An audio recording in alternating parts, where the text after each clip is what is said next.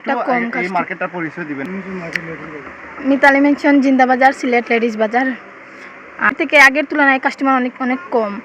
আগে যেরকম কাস্টমার ছিল বা আসলো এরকম নাই, মানে আগের তুলনায় অনেক কম। বেচা কিনাও তেমন একটা কোনো রেট বাড়ে নাই না। এটা লেডিস সব ধরনের মানে জিনিস আছে, লেডিস যে যে আইটেম আছে সবগুলোই পাবে। লেডিস সব জিনিস আছে, মানে অনেক কমই, আগের তুলনায় অনেক কম। এর মতো না, মানে আগের থেকে অনেকটাই কম, মানে তেমন একটা ভালো না। সব সব জিনিসের কালার গ্যারান্টি, সব কোয়ালিটি ভালো। এটাই যে ধন্যবাদ।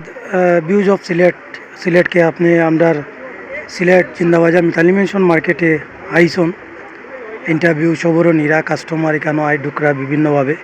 তো আমি মিতালি মেনশনের সেক্রেটারি দায়িত্বে আছি।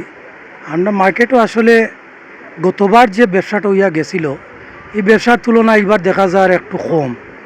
কাস্টমার আইরা যাইরা দাম দর কররা, কিন্তু কেউ নিতা চাইরা না, বেশি দাম দরটাও কররা বেশিরভাগ।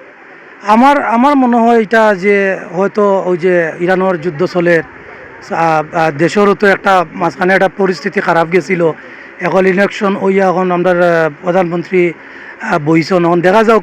আমরা আশাবাদী যে দেশটা আসলে আস্তে আস্তে ঠিক হইতো আর ব্যবসা বাণিজ্য সবর হইতো। বর্তমান পরিস্থিতি আসলে তেমন একটা বালা নাই। আমার বাসা হইল গিয়ে বড়বাজার। আমি বড়বাজার থেকে চুয়াট্টা পর্যন্ত আইসি, দেখছি একবারে নিরাই রাস্তাঘাট।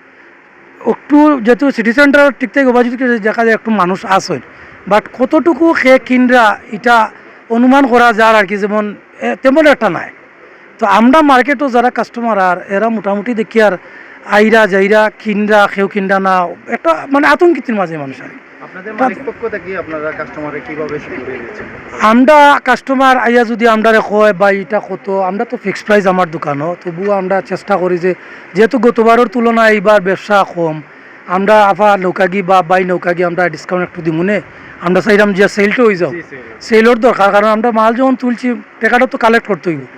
ঈদ পরে কি তৈব নইব, দেশের পরিস্থিতি যেহেতু উন্নত মানের, দেশের পরিস্থিতি খারাপ হিসাবে আমরা একটু আতঙ্কিতর মাঝে আছি। আমরা আশাবাদী, আমরা যারা ব্যবসায়ী যারা সিলেটর আছি আশাবাদী, সবরকম আমরা বইসে আশা করি ব্যবসার লাগি ব্যবসা হইতো, ওটাও আমরা চাইলাম, আর কিছু নাই।